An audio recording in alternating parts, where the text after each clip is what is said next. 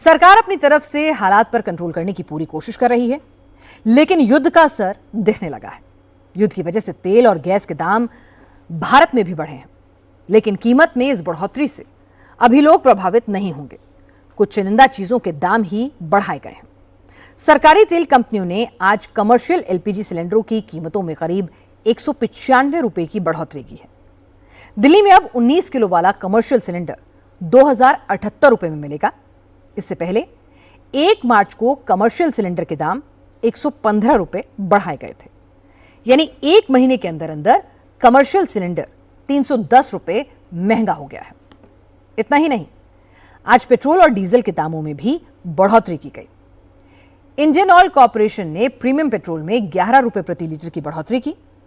दिल्ली में 1 litre premium petrol अब 149 रुपए की बजाय 160 रुपए प्रति लीटर मिलेगा। वहीं प्रीमियम डीजल यानी एक्स्ट्रा ग्रीन के दाम में 1.5 रुपए प्रति लीटर की बढ़ोतरी की गई। लेकिन सबसे ज्यादा ड्रामा हुआ एटीएफ यानी एविएशन टर्बाइन फ्यूल को लेकर। आज सुबह जेट फ्यूल की कीमत बढ़ाकर करीब 2,07,000 रुपए प्रति किलो लीटर कर दी गई। यह करीब 90% से ज्यादा की बढ़ोतरी थी। लेकिन कुछ ही देर बाद सरकार ने दखल दिया तो तेल कंपनियों ने यू टर्न ले लिया।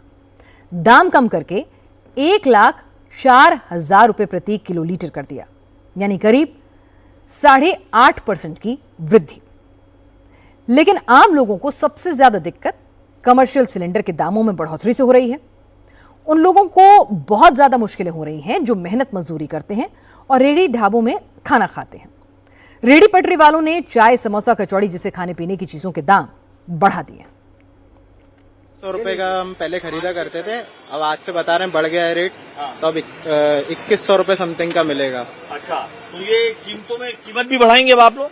जी बिल्कुल, बढ़ाना पड़ेगी। तो ये जो ये समोसा वगैरह था, ये इसके दाम क्या थे, या कचौड़ी के, और ये जो आपने रखा है ये बताएंगे कितने बढ़ा रहे हैं आप लोग? सर पर आइटम पे 5-5 रुपए बढ़ेगा। पहले 10 रुपए का दिया करते थे सादा, अब 5 रुपए और बढ़ेंगे तो 15 रुपए का हो जाएगा। और ये सारी सेम हर चीज में 5 जी रुपए बिल्कुल की बिल्कुल ये आपने कर दी है। चीजों के दाम बढ़ गए हैं यहाँ पे। गरीब की जेब की ऐसी तैसी हो रही है साहब, बाकी तो कुछ नहीं हो रहा सब। अच्छा। जी हाँ, ये कितने की लेते थे, अब कितने की कर दी है? 20 रुपए की लेते 25 की कर दी। 5 रुपए बढ़ा दिए? जी हाँ, 2-3 रुपए बढ़ाए बस। अच्छा, वहाँ पे तो 5 रुपए बढ़ा दिए, तो 10 रुपए का समोसा 12 का तो 15 का कर दिया, आप क्या कर? अच्छा, आप 12 का 15 का कर दिए। हाँ, हर चीज के दाम बढ़ रहे हैं। थोड़े तो बढ़ाए। आंखों में नाराजगी भी दिख रही है, क्योंकि नाराजगी तो है।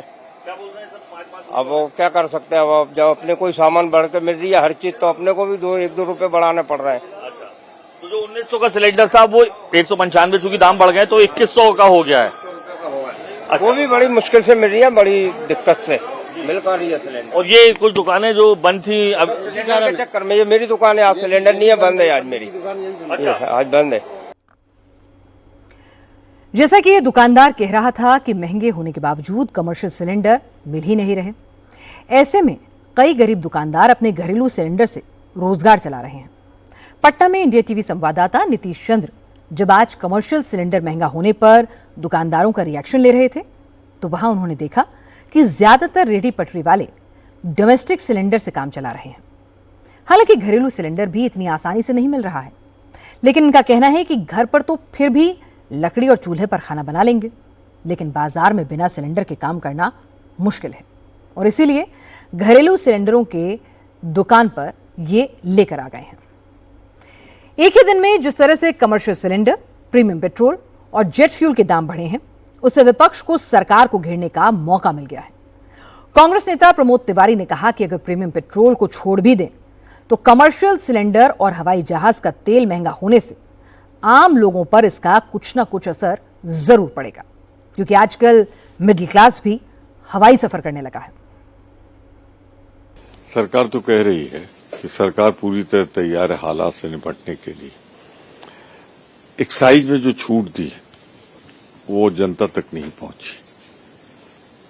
3 रुपए का 31 से 3 रुपए किया, वो कौन ले गया बीच में? दोस्त, मित्र। जो जिस तरीके से 9 रुपए 10 रुपए किया, 31, 32, 33 से घटा, कौन ले गया? तो मैं ये पूछना चाहता हूं कि ये जो आज बढ़ाया है, आपने कोई पहली बार नहीं बढ़ाया है, 5 बार 3 महीने में बढ़ा चुके हैं।